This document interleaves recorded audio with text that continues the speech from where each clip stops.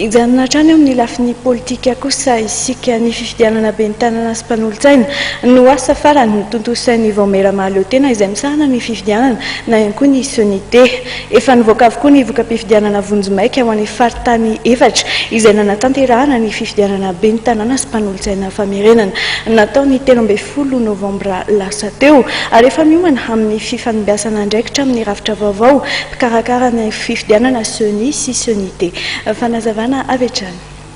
Iny zany moa ny fahatan'Antananarivo efa vita daholo. Ny efatra moa le faritany Antananarivo, Toliara, Fianarantsoa, Toamasina.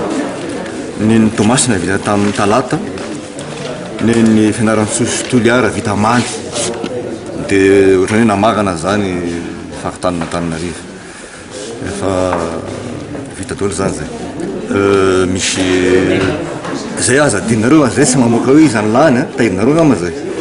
Fa zay milaza fotsiny hoe zao no vato na isam-bato azo ny candidat tsirairay avy. Azony amenanareo zay le vokatra milaza ny isam-bato azo amin'ny faritany efatra roa zany ho an'le commune voalaza eo.